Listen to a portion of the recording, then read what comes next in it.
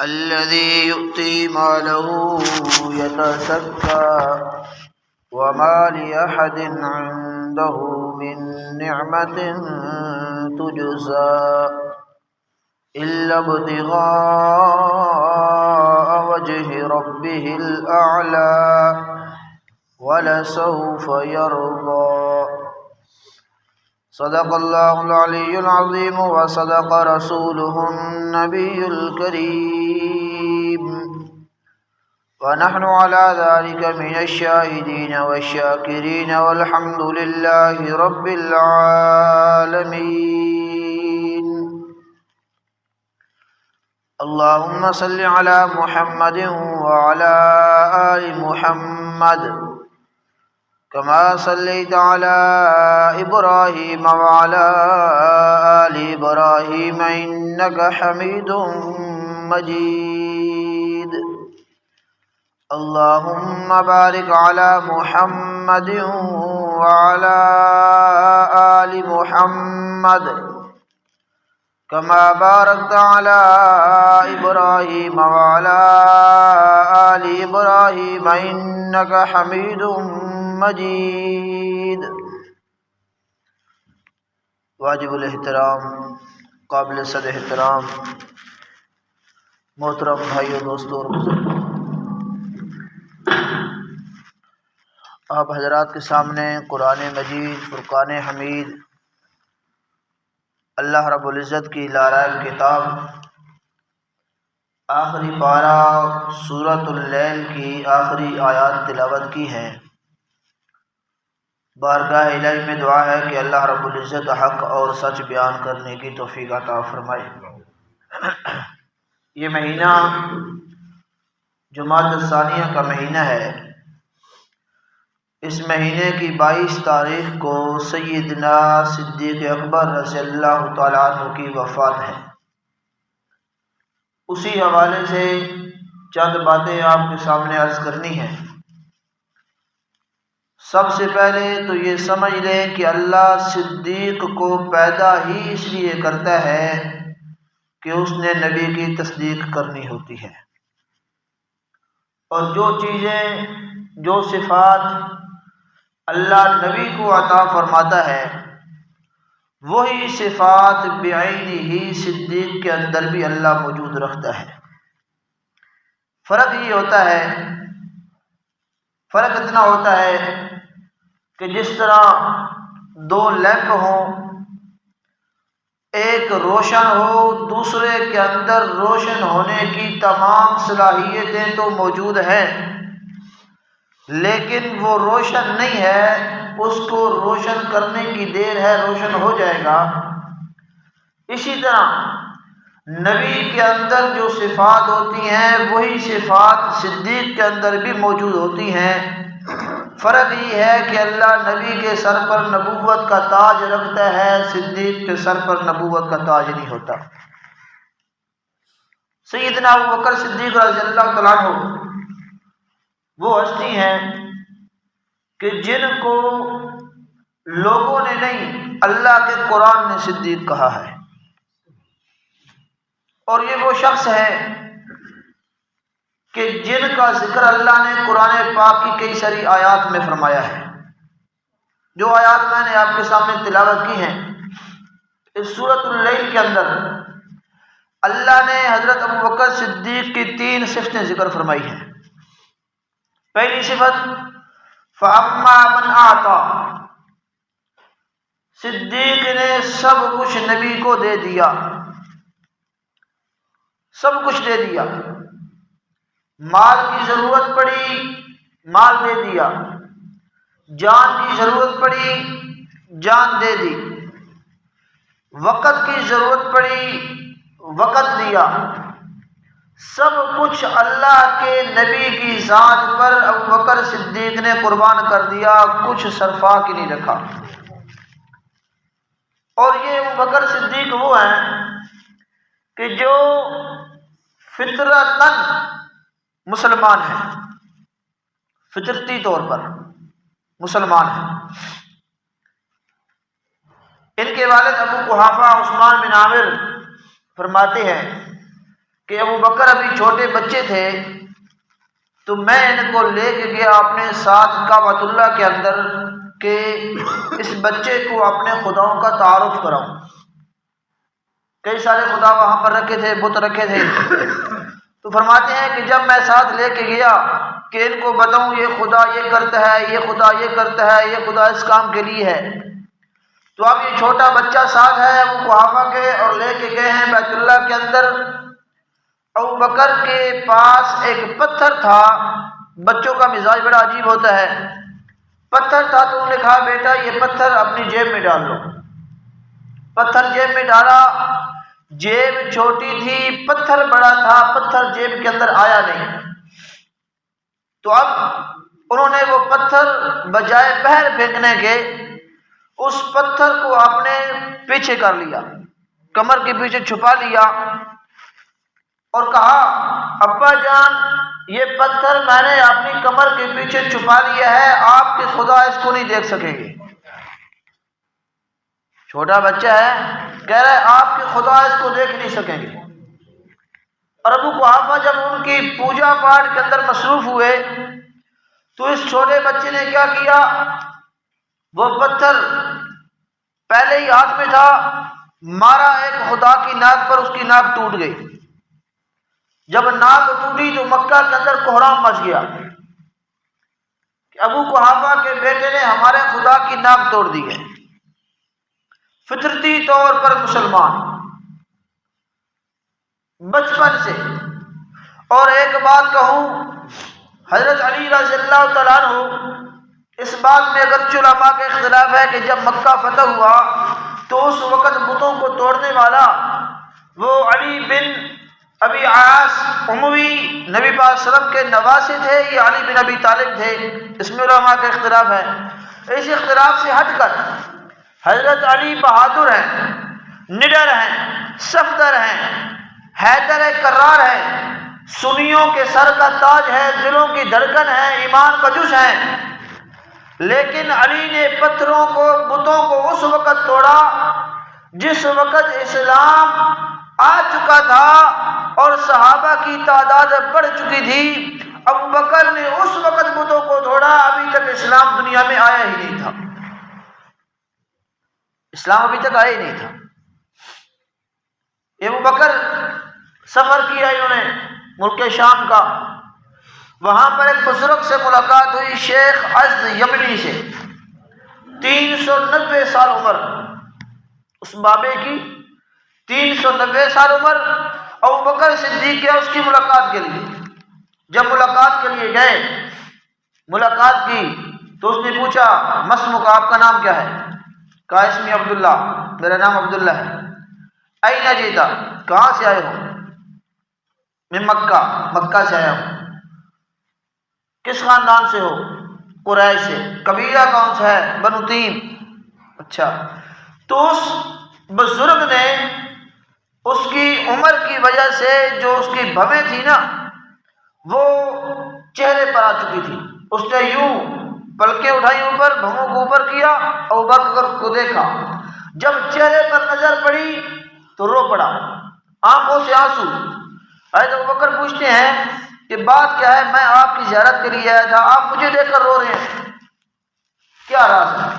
اس نے کہا میں عام آدمی نہیں ہوں، 390 سال میری عمر ہو چکی ہے، 4 صدیاں پوری ہونے والی ہیں، میں تورات کا عالم ہوں، زبور کا حافظ ہوں، انجیل میرے سینے میں موجود ہے، میں کوئی ان پڑھ جاہل یا عام آدمی نہیں ہوں، میں نے ان آسمانی کتابوں کے اندر پڑھا ہے آخری زمانے میں جو نبی آئے گا اس کے اوپر جو سب سے پہلے شخص ایمان لائے گا اس کی کنیت ابو بکر ہوگی، اس کا نام عبداللہ ہوگا، اس کے باپ کا نام ابو قحافہ عثمان بن عامر ہوگا، اس کی والدہ کا نام سلمہ بنت صخر ہوگا، اور اس نبی کا سب سے پہلے کلمہ پڑھنے والا سب سے پہلا یار وہ شخص ہوگا۔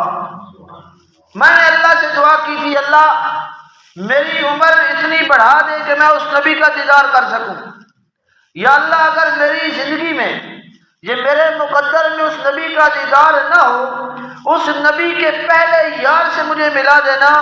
ابو بکر آج میں تجھے دیکھ کر تیرے نبی کی تصدیق کرتا ہوں، لوگوں پھر کیوں نہ کہوں۔ ابو بکر کو دیکھ کر شیخ اسد یمنی نے صدیق کو دیکھ کر نبوت کی تصدیق کی تھی، آج اپنے آپ کو مسلمان کہنے والا، کلمہ بگاڑ کے پڑھنے والا، اذان منسوخہ کرنے والا، نماز اپنی متعارف کرانے والا شخص ابو بکر کو نبی کے ساتھ دے کر پھر بھی ابو بکر کی تصدیق نہیں کرتا، ابو بکر کو پھر بھی مسلمان نہیں کہتا۔ حیرت ہے نا اس کے مقدر پر، افسوس ہے نا اس کے نصیب پر۔ وہ بوڑھا شخص صدیق کو دیکھ کر نبی کی تصدیق کرتا ہے، وہ بوڑھا صدیق کو دیکھ کر نبی کی تصدیق کرتا ہے۔ یہ آج کا چوڑا صدیق کو نبی کے ساتھ دیکھ کر سینہ بھی جلتا ہے، پورا من اس کا جل کے راہ ہو چکا ہے۔ بہرحال اس نے کہا اچھا اپنے نبی کو میرا سلام دینا اور کہنا وہ بوڑھا شیخ اسد یمنی آپ کا کلمہ پڑھتا ہے، آپ پر ایمان لا چکا ہے۔ تو ابو بکر آئے، واپس جب آئے مکہ کے اندر تو نبی پاک صلی اللہ علیہ وسلم نے اعلان فرمایا تھا نبوت کا۔ اس وقت جب آئے تو سارے کافر موجود تھے، ابو جہل موجود تھا، ابو لہب، عتبہ، شیبہ، یہ سارے کافر موجود تھے، باتیں بنا رہے تھے۔ ابو بکر سے کہا ابو بکر آپ کا جو دوست ہے نا محمد، اس نے کہا ہے میں اللہ کا نبی ہوں۔ ابو بکر نے کہا آپ نے یہ بات اپنے کانوں سے سنی ہے؟ انہوں نے کہا ہم نے کانوں سے سنی ہے۔ تو حضرت ابو بکر سیدھا گئے نبی پاک صلی اللہ علیہ وسلم کے گھر، دستک دی، حضور علیہ السلام باہر آئے، کہا کہ میں نے سنا ہے کہ آپ نے نبوت کا اعلان فرمایا ہے۔ حضور علیہ السلام نے فرمایا ہاں میں اللہ کا نبی ہوں۔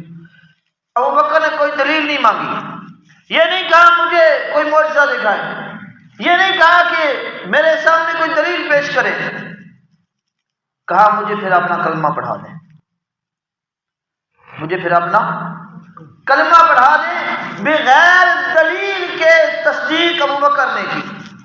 یہ بات ضرور ہے بچوں میں حضرت علی سب سے پہلے ایمان لائے، عورتوں میں حضرت خدیجہ الکبریٰ سب سے پہلے ایمان لائیں، غلاموں میں حضرت زید بن حارثہ ایمان لائے، اور بڑے لوگوں میں حضرت ابوبکر ایمان لائے۔ لیکن بات سوچنے کی یہ ہے کہ سب نے نبی کو مانا بعد تصدیق کے، ابوبکر نے مانا نبی کو بغیر تصدیق کے، بغیر تصدیق کے۔ وہ پہلا مددگار، پہلا صحابی، نبی نے جسے ہر قدم پر دعا دی، وہ افضل بشر بعد انبیاء ہے، وہ جانے صداقت، وہ جانے وفا ہے، وہ نبیوں سے کمتر، اماموں سے اعلیٰ، محمد سے ہر دم وفا کرنے والا، محمد سے ہر دم وفا کرنے والا، وہ پہلا صحابی، وہ پہلا عرب ہے، وہ صدیق اکبر جس کا لقب ہے، وہ کتنا بڑا ہے خدا جانتا ہے، وہ کیسے بنا ہے خدا جانتا ہے۔ وہ ایسا ہے کہ نبی پاک صلی اللہ علیہ وسلم غار میں ہجرت کے سفر میں غار پر پہنچے تو ابوبکر نے کہا آپ ٹھہر جائیے، میں پہلے اندر جا کر صفائی کرتا ہوں۔ یہ ہجرت کا واقعہ الگ کسی موضوع پر بیان کروں گا، یہاں پر صرف ایک نقطہ آپ کو سمجھانا ہے۔ حضرت ابوبکر نے کہا آپ ٹھہریے، میں جا کر غار کی صفائی کرتا ہوں۔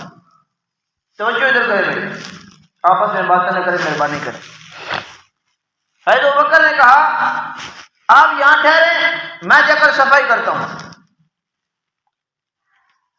لوگوں نے، تاریخ والوں نے لکھا، اہل سیر نے لکھا، ہر پڑھنے والے نے اپنے انداز سے پڑھا، ہر سمجھنے والے نے اپنے انداز سے سمجھا۔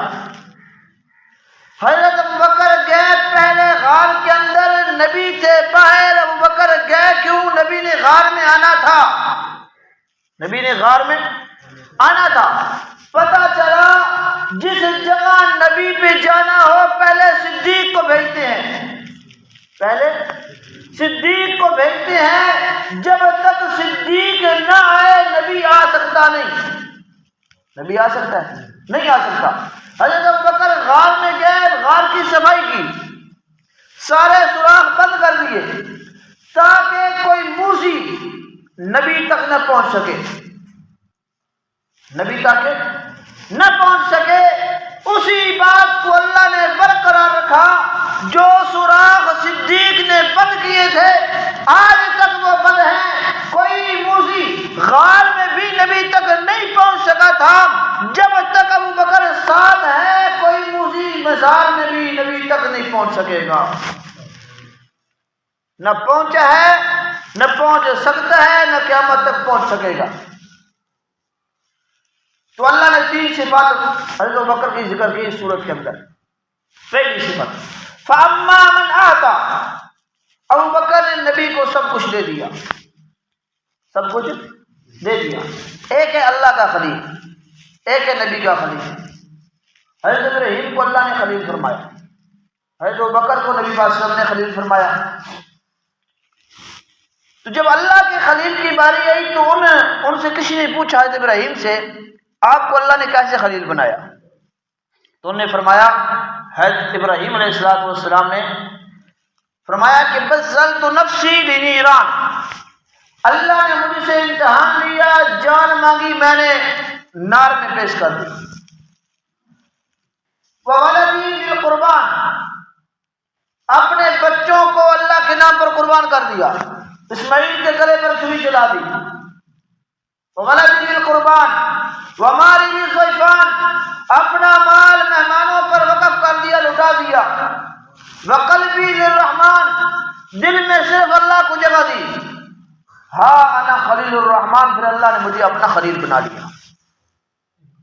ادھر دیکھیں، جب باری آئی ابو بکر کی، نبی نے جان مانگی، اللہ نے اپنے خلیل سے جان مانگی، انہوں نے نار میں عطا کی۔ ادھر نبی نے اپنے خلیل سے جان مانگی، انہوں نے غار میں دی۔ لیکن فرق دیکھیں، جب ابراہیم علیہ السلام نے جان دی، باہر امتحان ہے، اندر تو آگ گلزار بن چکی ہے نا، امتحان باہر ہے۔ لیکن جہاں پر صدیق نے جان دی، باہر بھی خطرہ ہے، اندر بھی خطرہ ہے۔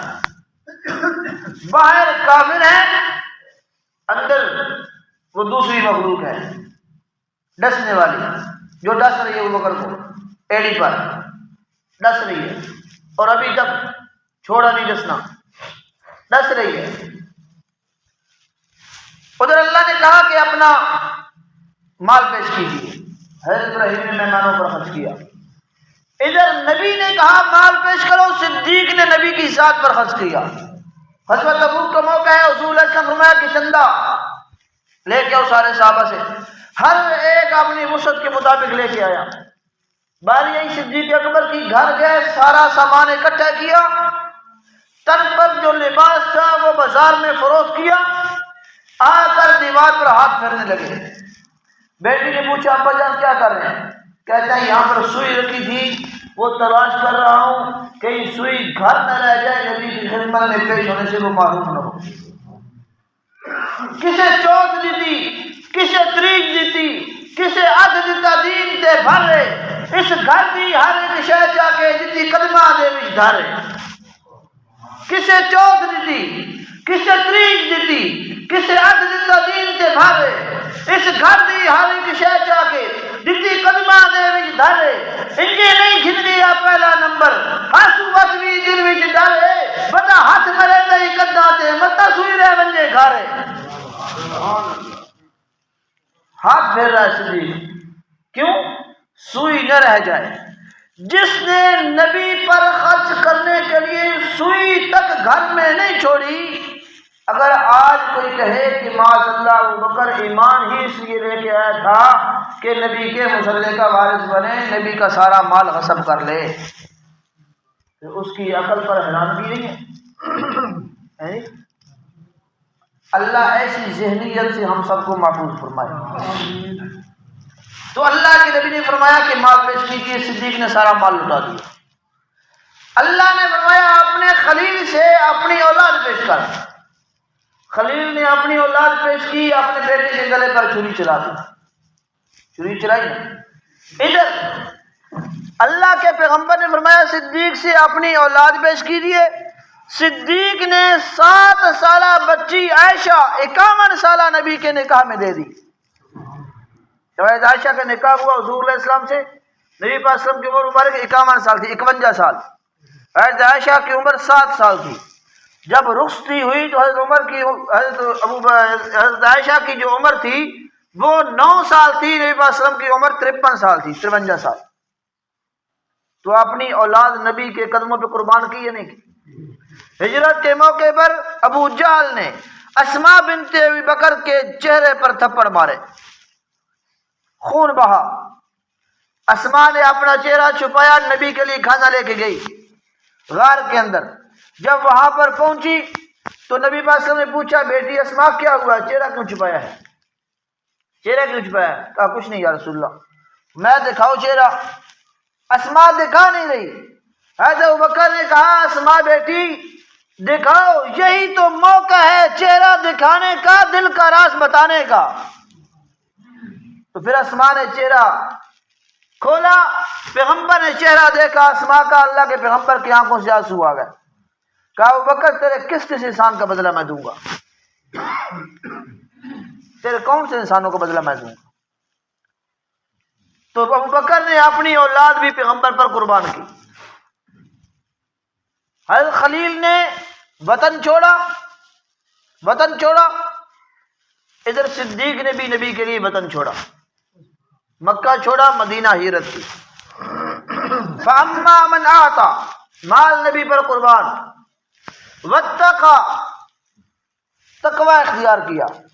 سلمہ بنت صخر کہتی ہیں حضرت ابوبکر کی والدہ کہ جب حضرت ابوبکر میرے پیٹ میں موجود تھے، میں بیت اللہ میں جا کر اگر کسی بت کے سامنے جھکنا چاہتی تھی نا تو یہ بچہ جو میرے پیٹ میں موجود تھا یہ مجھے جھکنے نہیں دیتا تھا. فطرتاً متقی. نبی نے بھی نبوت کا اعلان کرنے سے پہلے بھی کبھی شراب نہیں پی. حضرت ابوبکر نے بھی کبھی شراب نہیں پی،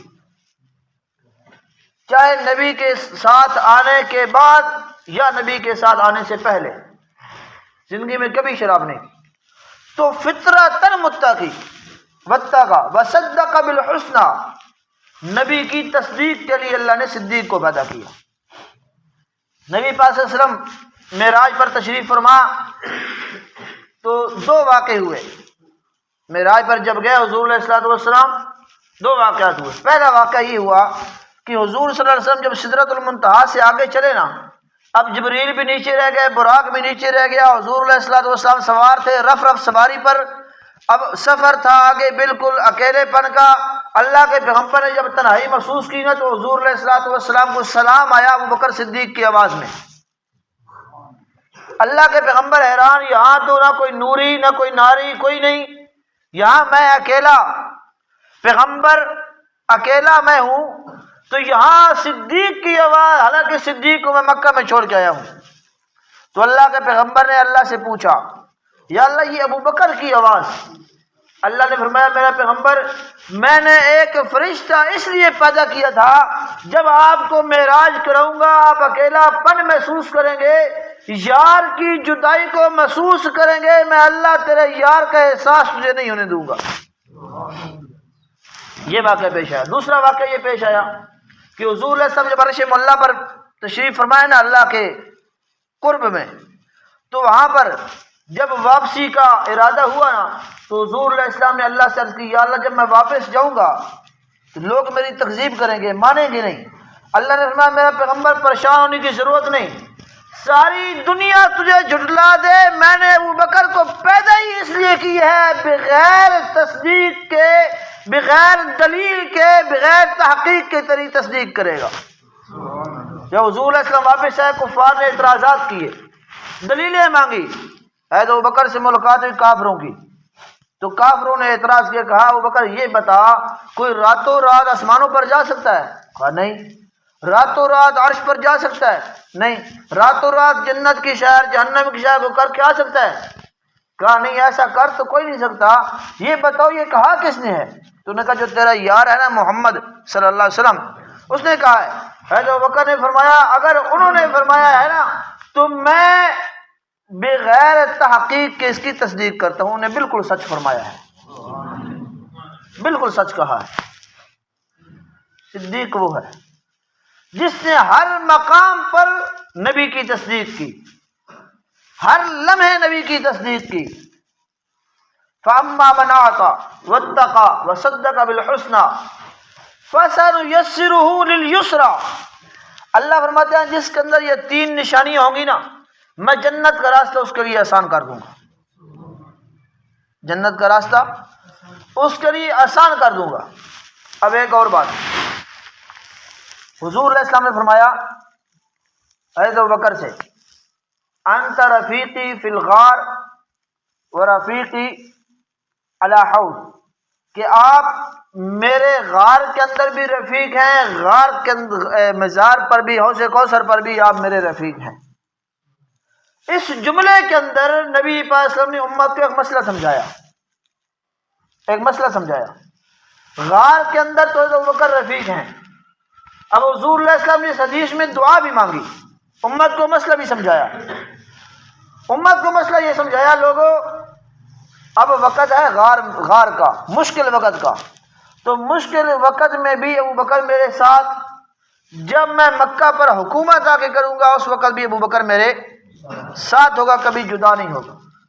ایک تو پیغمبر نے یہ پیغام دیا کہ ابوبکر اور میرا دوستانہ ازل سے ہے، ابد تک وقتی کام نہیں ہے، وقتی کام نہیں ہے، ہمیشہ سے ساتھ۔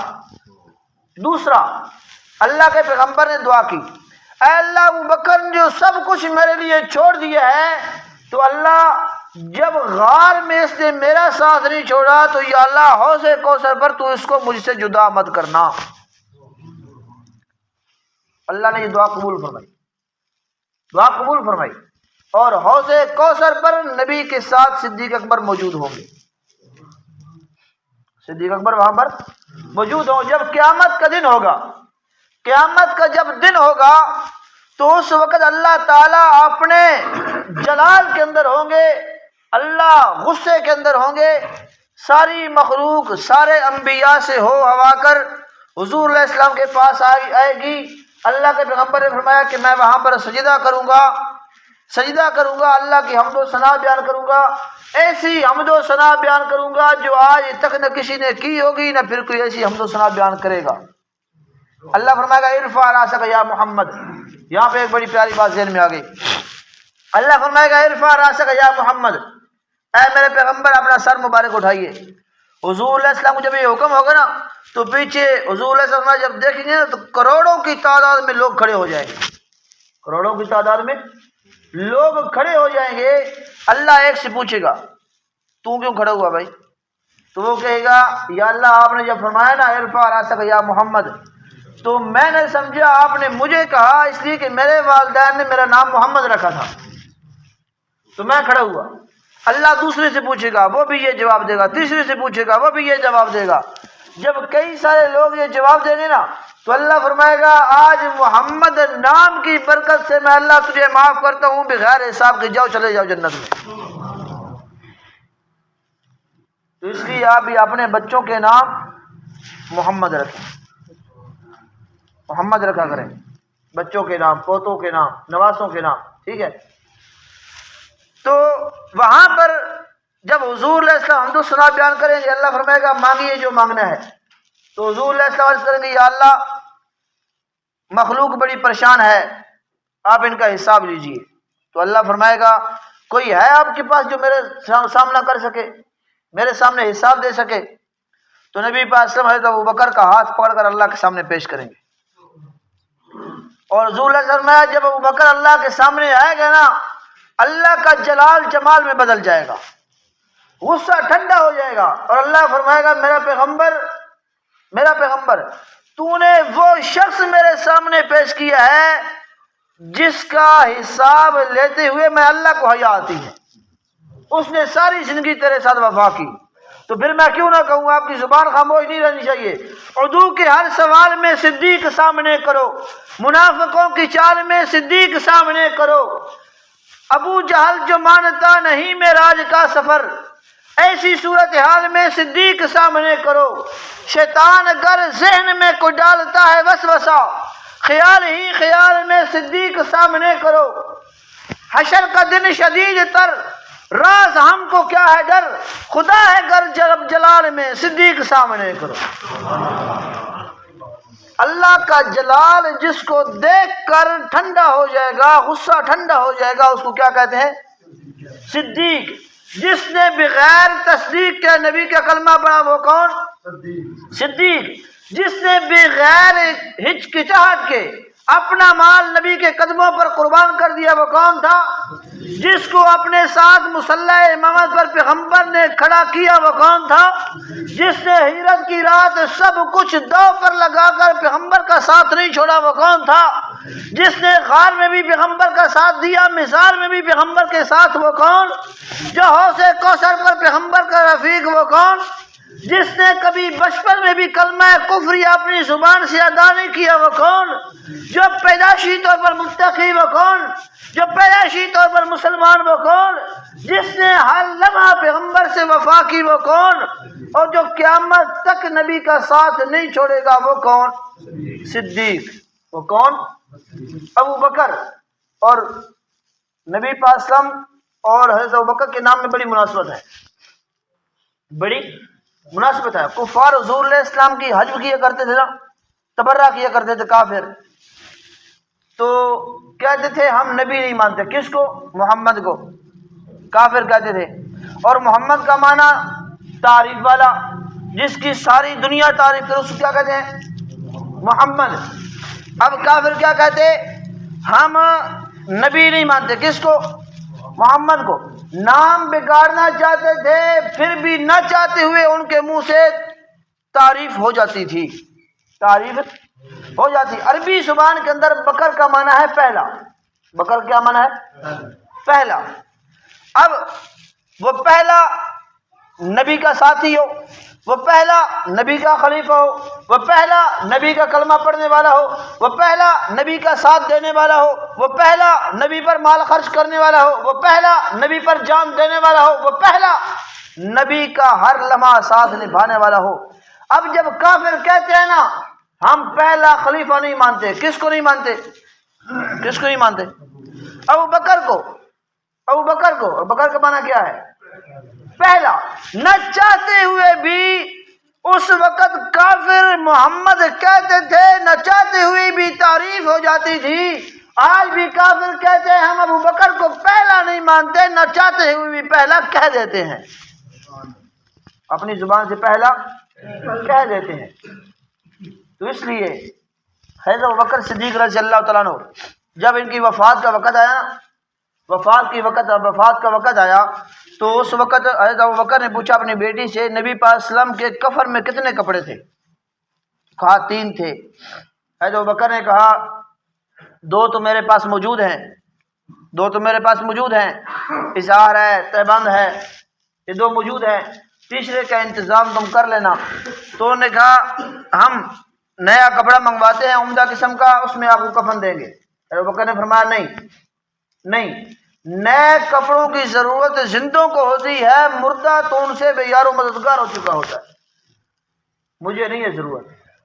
تو پھر انہی کپڑوں میں ابوبکر کو کفن دیا گیا اور یہ وصیت کی کہ میری چارپائی، میری میت کو روضہ رسول کے سامنے رکھنا اور اجازت مانگنا، آقا غلام حاضر ہے، اگر اجازت ہو تو اندر دفن کر دے، ورنہ جنت البقیع میں مجھے دفن کر دینا اگر اجازت نہ ملے۔ تو جب چارپائی اٹھائی، حیدر ابوبکر کی میت کو روضہ رسول کے سامنے رکھا، یہ جملے کہنے والا علی المرتضیٰ تھا، شہر خدا کرم اللہ وجہہ۔ حضرت علی نے یہ جملے کہے، آقا غلام حاضر ہے، اگر اجازت ہو تو ہم اندر دفن کر دیں، ورنہ جنت البقیع میں دفن کر دیتے ہیں۔ تو روضہ رسول سے آواز آئی، اوصل الحبیب الی الحبیب، دوست کو دوست کے ساتھ ملا دو، انتظار مت کرو۔ روضہ رسول سے آواز آئی تو ابو بکر خود نہیں گیا روضے میں، نبی نے بلا بھیجا ہے، نبی نے بلا بھیجا ہے۔ آخری بات کہہ کے بات ختم کرتا ہوں۔